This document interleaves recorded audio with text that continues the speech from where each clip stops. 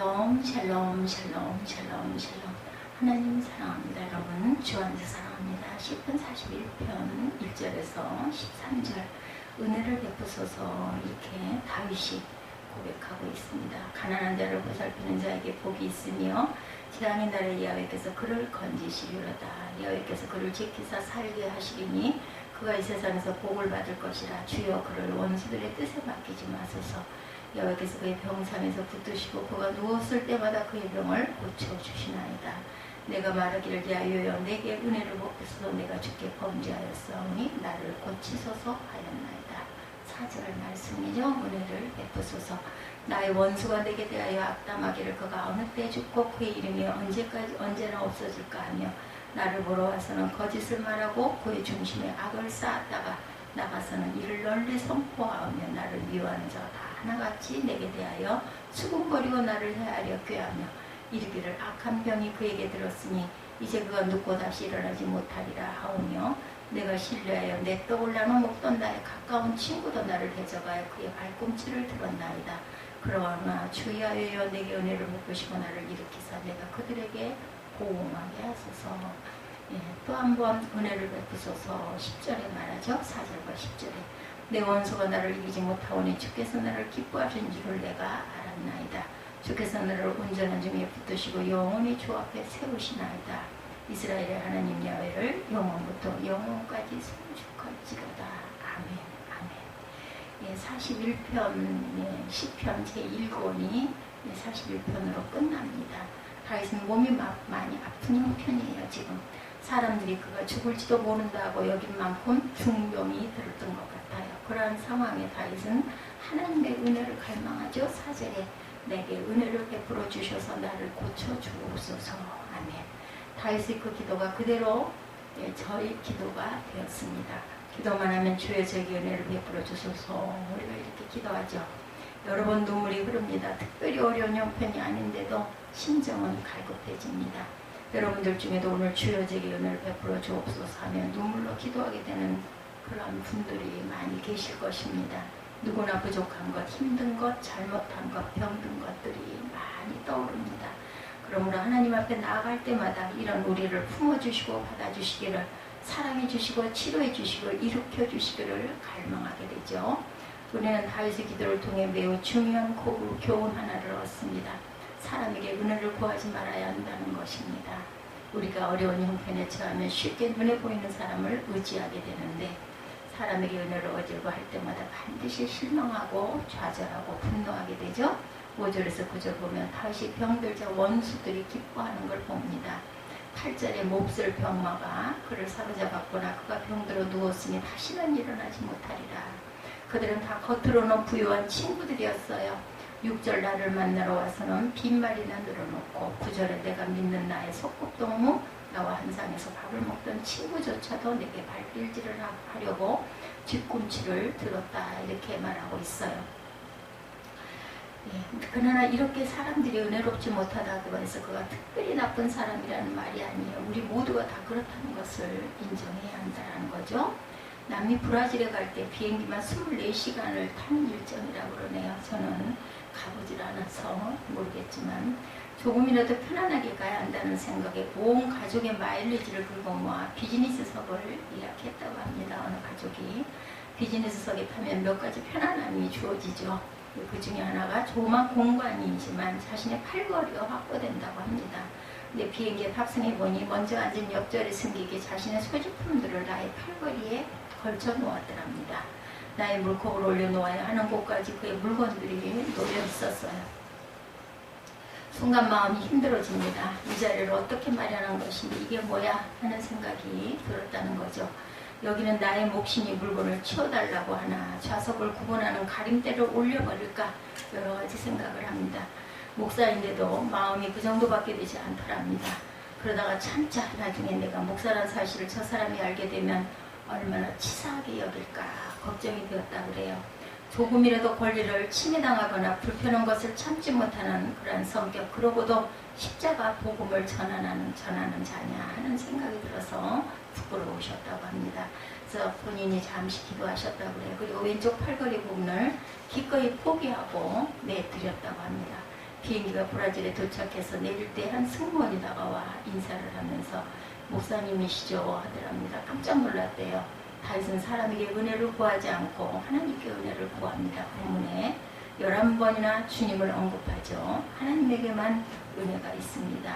다윗이 병들었을 때 두려움이 하나 있었던 것, 그것은 자신의 죄 때문에 이런 벌을 받는가 하는 그런 의문이었다고 합니다. 그래서 그는 자신의 죄를 고백하면서 하나님의 은혜를 구합니다. 4절에 내가 주님께 죄를 지었나이다. 다윗이 이렇게 기도하여 즉각 병의 고침을 받았는지는 모르지만 은혜를 받은 것은 확실합니다. 13절을 보면 다윗이 은혜 받았음을 알 수 있어요. 시편 41편 13절입니다. 이스라엘의 하나님이신 주님 찬양을 받으십시오. 영원에서 영원까지 찬양을 받으시옵소서. 몸은 병들고 사랑하는 사람 믿었던 사람들에게서 배신을 당했지만 그는 찬양합니다. 다윗에게 하나님의 은혜가 충만했다라는 거죠. 다윗이 정말 얻고 싶었던 은혜는 하나님께서 여전히 자신을 사랑하시고 여전히 함께 하심을 깨달은 것. 11절 12절에 보면 주님이 나를 사랑하심을 나는 알게 될 것입니다. 주님께서 나를 온전하게 지켜주시고 나를 주님 앞에 길이 세워주십시오. 이것이 다윗이 원하는 은혜였어요. 그리고 그것을 응답받습니다. 다윗에게 정말 필요한 것은 몸이 건강해지거나 원수를 이기거나 왕국이 확장되는 것이 아니었어요. 하나님이 함께 하시는 것, 그것으로 충분했습니다. 다윗이 하나님을 믿되 결코 지식으로 믿지 않았던 거죠. 다윗은 실제로 함께 해주시는 하나님을 믿었습니다. 목동일 때 들판에서 양들과 함께 있을 때 하나님께서 함께 하셨죠. 그는 악기를 연주하며 찬양합니다. 다윗은 하나님을 정말 친밀히 알고 사랑했어요. 다윗이 골리앗과 싸운 것도 단순히 장래성 있는 용감한 소년이 아니었기 때문이 아니라 다윗이 하나님을 정말 사랑했기 때문에 그런 그 하나님을 모독하는 것이 너무나 마음에 울분으로 차올랐겠죠. 그는 하나님을 모욕하는 골리앗을 참을 수가 없었던 거죠. 그것으로 충분했습니다. 나를 따르라. 이것이 이제 한국으로 돌아가는 제가 명심할 것이었다는 겁니다. 우리 교회에 얼마나 많은 성도가 모였는가 하는 것은 중요하지 않았다고 해요. 주님과 친밀하고 온전히 주님을 의지하는 그 마음만이 가장 중요하다. 브라질에서도 파라과이에서도 미국에서도 많은 목회자와 성도들을 만났다고 합니다. 다시 힘들어하였다고 그래요. 그러나 문제는 환경 여건 사람이 아니었고 늘 함께 하시는 예수님을 알면 그것으로 충분했다라는 깨달음을 받으셨다고 합니다. 파라과이 선교지 목회하는 목사님, 교인들의 제대로 성경을 가르치지도 못하여 안타까워하셨다고 그러네요. 그래서 예수님과의 친밀함을 가르치는데 아무 문제가 없었다고 합니다. 선교지가 예수님과 바른 관계를 맺는 데는 아무 지장이 부족함이 없고 오히려 더 좋은 환경이다. 이렇게 말해주었다고 합니다. 예수님에 대한 바른 지식 이전에 예수님과의 바른 관계를 맺고 사는 것이 예수님을 믿는 삶의 시작입니다. 초대교회가 그랬죠. 어린아이가 부모로 나는 단계가 그렇습니다. 예수님은 너무나 분명히 함께 하셨습니다. 은혜를 사모하고 예배 자리에 나아가고 기도하고 싶고 죄 지으면 마음의 근심이 느껴지는 것이 다 예수님이죠. 그것이 마음에 오신 주님의 역사인 것을 우리는 깨달아야 합니다. 하나님의 사랑에 대하여 들어도 사랑을 느끼는 것은 다른 문제죠. 무조건 믿으라 그러면 안 되겠죠. 예수께서 기도하고 찬양하지만 예수께서 마음에 계시다는 것을 좀처럼 깨닫고 믿지 못합니다. 자꾸 바깥을 바라보고 싶어합니다. 이유는 예수님을 마음에 모시는 결단이 아직도 분명치 않기 때문이죠. 집에 아이가 있다면, 부모님이 계시다면, 입시생이 있다면 머릿속에서 그 생각이 떠나지 않을 거예요. 그런 것들을 내려놓지 못하기 때문에 예수님을 정말 마음에 영접했다면 항상 그 생각뿐이겠죠. 예수님의 생각뿐일 것입니다. 그러면 예수님의 임재를 느끼게 마련이라는 거죠. 마태복음 7장 23절에 그때 내가 그들에게 밝히 말하되 내가 너희를 도무지 알지 못하니 불법을 행하는 자들에게서 떠나가라 하리라. 도무지 알지 못하노니 그들은 예수님의 이름을 알고 있었어요. 예수님의 이름으로 큰 기적을 행하기도 합니다. 그러나 예수님은 그들을 모른다고 그래요. 그럴 수 있음을 우리가 명심해야 되겠다. 누가 사무실에 찾아와서 나를 잘 안다고, 그런데 저는 모르는 사람이었던 거죠. 누구세요? 도무지 알지 못하겠는데요. 저에 대해 잘 아는데요. 제 책도 알고 제 이름도 과거도 잘 알았다 하더라도 문제는 친밀한 교제라는 거죠. 우리의 문제는 하나님과의 문제지 사람과의 문제가 아님을 알아야 합니다. 아들 압살롬이 반란을 일으켰을 때 다윗은 아들과 싸우지 않고 조용히 예루살렘 성을 떠나 피하죠. 그때 시므이라는 노인이 길에서 도망가는 다윗을 저주합니다. 그것을 보고 신하들이 격분하여 시므이를 죽이려 할 때 사무엘하 16장 10절 이하에 보면 다윗이 신하들에게 말합니다. 저로 저주하게 버려둬서 혹시 야훼께서 나를 원통함을 감찰하시니 오늘날 그 저주 까닭에 선으로 내게 갚아주시리이다. 우리가 누구에게인가 곤욕을 당할 때 하나님께서 보시고 내가 잘못된 부분을 선으로 갚아주실 수 있다는 생각을 하십시다. 다윗이 이처럼 하나님만 바라보았기 때문에 하나님께서 그를 다시 세우시죠. 에서가 장자 축복을 잃어버린 것은 하나님께 복이 있음을 믿지 않았기 때문입니다.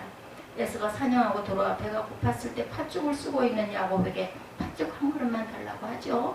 그때 야곱은 장자의 복을 주면 팥죽을 주겠다 이렇게 말합니다. 그 말에 에서가 내가 죽게 되었으니 내 장자의 병문이 내게 무엇이 유익하겠느냐. 이것이 에서가 어떤 사람인지를 말해주는 것이죠. 하나님의 장자 축복이 팥죽 맛도 못해 보이는 그런 사람. 이 장면을 보시는 하나님의 심정 어떠셨을까요? 예배 중에 축도 시간이 있습니다. 여러분 그 시간 여러분들 소중하십니까? 솔직히 들어도 그만 안 들어도 그만이라고 여기는 분도 어쩌면 계실지 모릅니다. 빨리 나가야 엘리베이터도 타고 식당에서 자리도 확보할 수 있고 차를 또 빨리 빼야 안 기다려도 되고 중대형교회는 일어나죠. 어떻게 보면은 아주 그냥 경주장 같죠. 축도를 놓치다니 우리가 하나님께 은혜를 알게 되면 다른 사람에게 은혜롭게 된다는 거.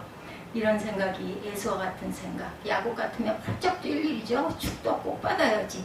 1절 가난하고 힘없는 사람을 돌보는 사람은 복이 있다.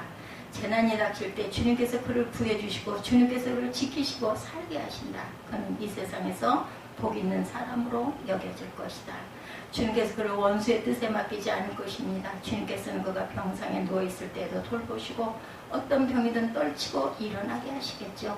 다윗이 담대하게 하나님의 은혜를 구할 수 있었던 것은 그가 다른 사람에게 은혜의 사람이었기 때문이다. 어떤 사람이 하나님의 은혜를 받는 사람일까?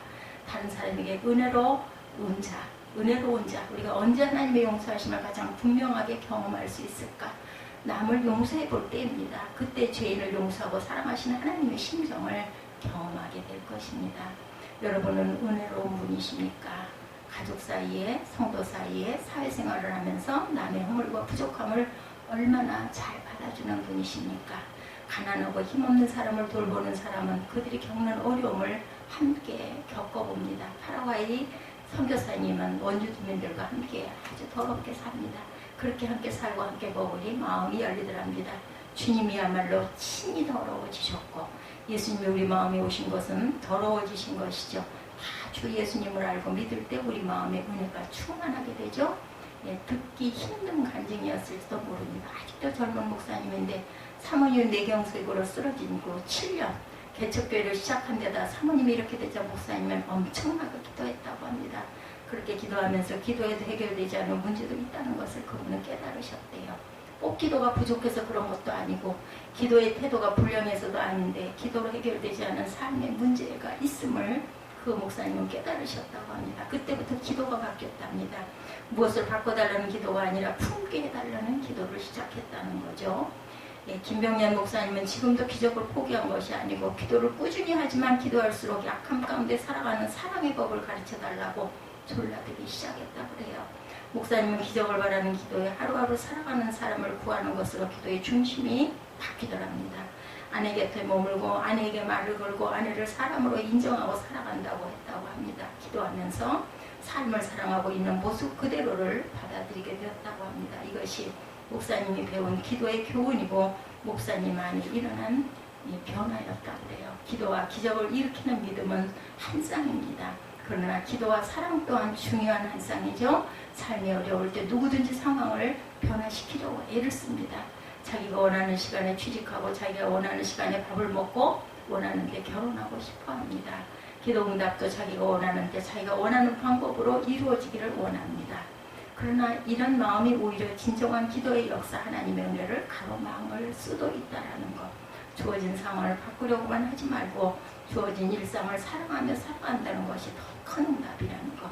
기적 중의 기적은 사랑하는 것, 찬양하는 것입니다. 타락, 멸망으로 치달아가는 인류를 하나님은 오래 참으시고 사랑으로 기다리시는 하나님 마음을 조금도 헤아리지 못했던 자신을 회개하게 되었다고 합니다.